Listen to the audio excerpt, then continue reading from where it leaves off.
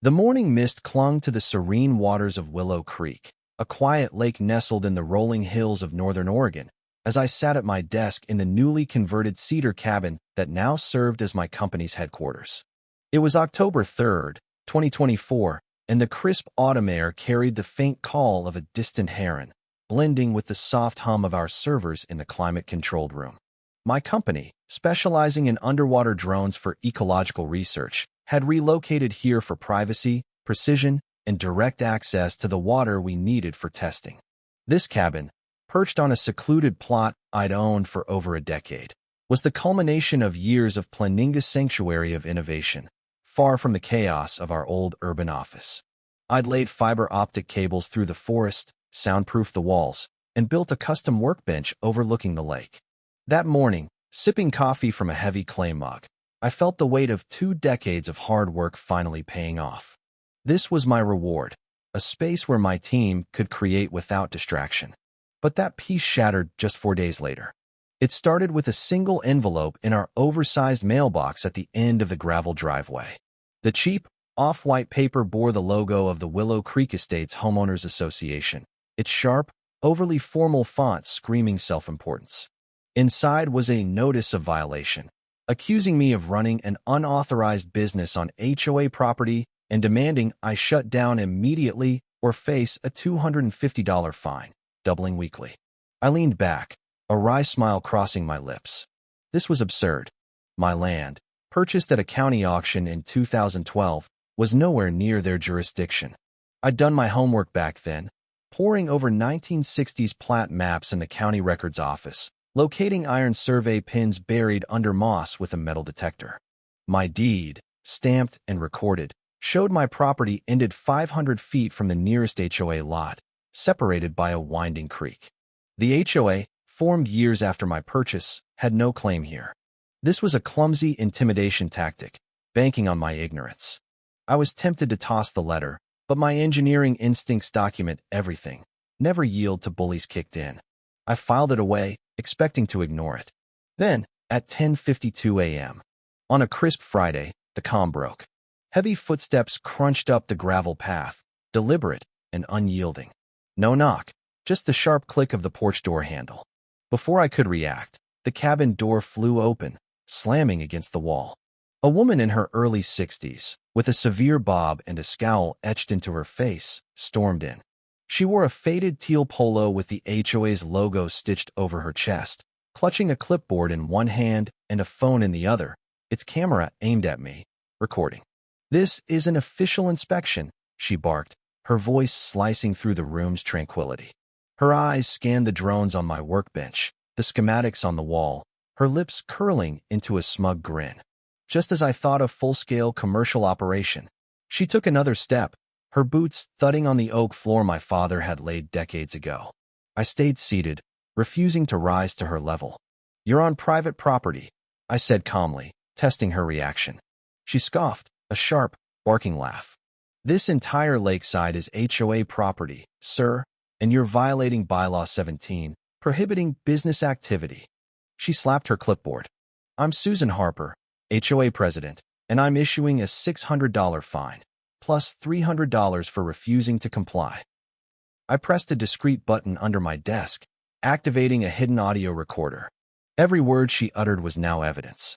"Ma'am," I said, voice steady, "I need your ID and the legal document granting you authority to be here." Her smirk vanished, replaced by a flash of fury. "I don't have to show you anything. The HOA covenants give me authority." She was wrong. I'd owned this land before her HOA existed. I pulled up my county plat map and a certified survey on my monitor Exceeda, the red line marking my property's boundary 500 feet from hers. As the printer hummed, she ranted about safety violations and unpermitted construction, pointing at random blueprints. I handed her the survey map. "This proves you're trespassing. Leave and contact my lawyer." Before she could respond, the door opened. Governor Emily Stone stepped in, her tailored suit and calm demeanor shifting the room's energy. A state trooper stood by the door. Susan froze, her jaw dropping, color draining from her face. Her phone lowered, her clipboard clattered to the floor. She wasn't just shocked, she was terrified. Stammering, She bolted past the trooper, leaving her clipboard behind. The governor raised an eyebrow. "James," she said, "seems I walked into something interesting." I explained briefly, and she nodded, her gaze lingering on the door. Susan's fear wasn't just about being caught, it hinted at a deeper secret. That afternoon, I dug into Susan Harper. Public records revealed a 2015 lawsuit against her for falsifying real estate disclosures, settled quietly, a pattern of deceit. I emailed the HOA board with my deed and survey, demanding they retract their claims. Silence. I sent follow-ups, attaching proof. More silence. Their refusal to respond confirmed my suspicions. This wasn't a mistake, but a deliberate fraud. I suspected they were using a fake map to extort residents, claiming land they didn't own. A third email, sent with video of Susan's intrusion and a transcript of her rant, went unanswered. Then, Governor Stone called. "Susan Harper's a known nuisance at state zoning meetings," she said. "My legal team can look into this." A week later, I caught a Man HOA Vice President Robert Klein photographing my dock.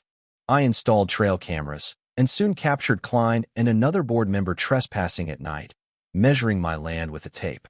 The governor's chief of staff, Maria, later confirmed the HOA had filed a fraudulent plat map in 2022, falsely claiming my land, dated after my deed. I sent a final package to the HOA, sheriff, and attorney general, my deed, survey, recordings, and the forged plat. Days later, they responded with a $500 daily fine and a lien threat, signed by the entire board. Their arrogance was their downfall. At a public meeting on October 15, 2024, Governor Stone arrived with the sheriff, a surveyor, and the land commissioner. Susan and her board blocked my driveway, defiant. The surveyor staked out the true boundary, 500 feet from their land. The sheriff read the 1960 plat, confirming my ownership. The commissioner presented the forged plat, bearing Susan's signature. "Did you authorize this?" the governor asked. Susan lied, blaming past boards, but her signature betrayed her. The sheriff arrested her for fraud and trespassing, the handcuffs click echoing in the silence. The court voided the HOA's claims in a 30-minute hearing, ordering Susan to pay my legal fees and damages. The board was forced to apologize publicly and attend legal training. I used my damages to fund a Marina bulletin board displaying the true plat map and court order silent, permanent proof. The community thanked me for ending the HOA's extortion. At a ribbon cutting for my company's state partnership, Governor Stone praised my methodical defense of truth. What was Susan hiding that made her flee from the governor? Was her HOA a front for a larger scheme? Comment below with your theories, like, and subscribe for more stories of truth prevailing.